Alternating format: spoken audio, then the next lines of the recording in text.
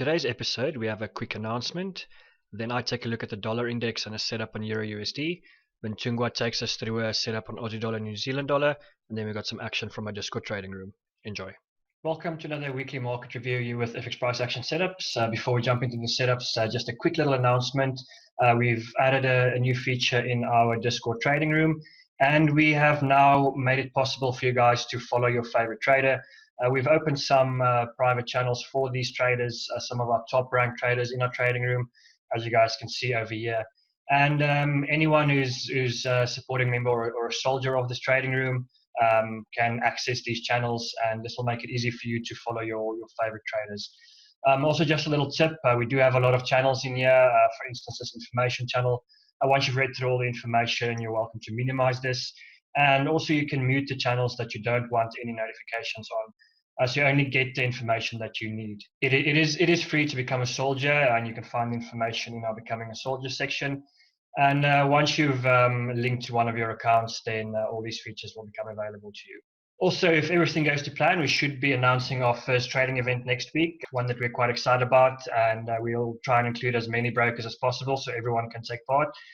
Yeah, make sure to subscribe and check out our channels so you don't miss out on the announcement. Let's not waste any more time and jump into the setups.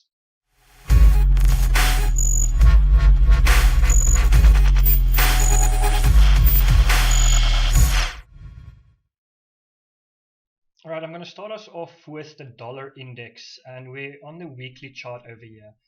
And as you guys can see, after this market made this big accumulation that I think it lasted quite a few months, we had this big impulsive move up, and since then it's been a bit of a slow grind up.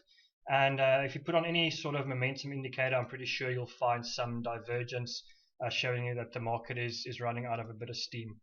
But what's important to note here, and what got me interested in the dollar right now, is first of all, we had this big spike up into this weekly order block or supply level, depending on the language you use, and we had quite a nice reaction off of there. And we've also in the media lately, if you've been following the media, Trump has been very vocal about wanting to weaken the dollar. And I believe if he has his way, if he keeps on with this sort of talk, we will have a bit of a weakening dollar. So hopefully next week we can find a bit of a correction, and then perhaps we can start coming down, filling in maybe even this void all the way down back to this level where this whole consolidation started. So this is quite a big move.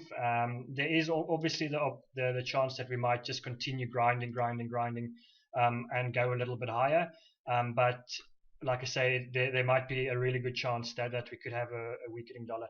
And with that in mind, I'm going to be looking at a trade setup on the EURUSD. So switching to the EURUSD 1 week chart, obviously it'll look quite similar, just the inverse of the dollar index.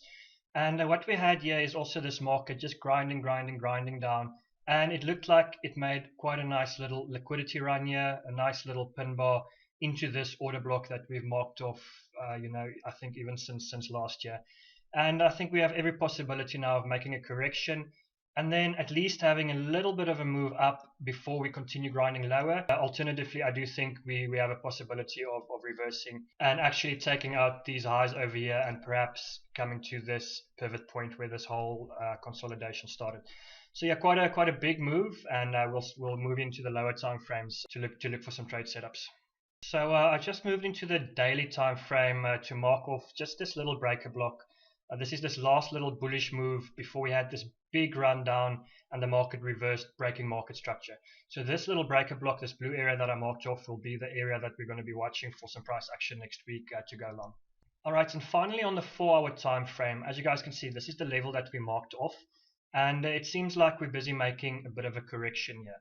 Depending on your style of trader, if this is a trade that you would like to take, you can perhaps put a set and forget in here with your stop loss. Perhaps I wouldn't put it all the way down to the low. I think if it comes any lower than this, then this trade idea won't work. So you can perhaps put a stop loss here. And I do have a first target at this level over here, and this is where I'll take partial profits in case the market does want to grind down further, and then the remaining position I'll hold for the move higher. But I'm also going to mark off some levels here, and I've marked off the 50% fib here and the 61% fib here. These are the levels we're going to be watching next week for some price action.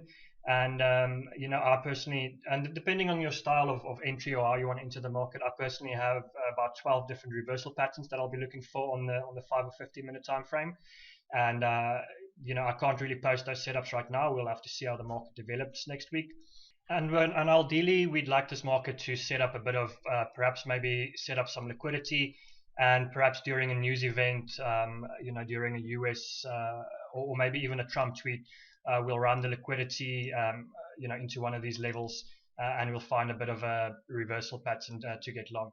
Like I say, this is just a trade that we're planning, and we'll have to see how it develops. But definitely, this 50 fib level that I marked off, it's quite a nice little level over here. And secondly, this 61 fib level is also a nice little level. So those will be the two that I'm watching for some lower time frame reversals. So yeah, just putting it all together, you guys can see the weekly, daily, and the 4-hour time frames.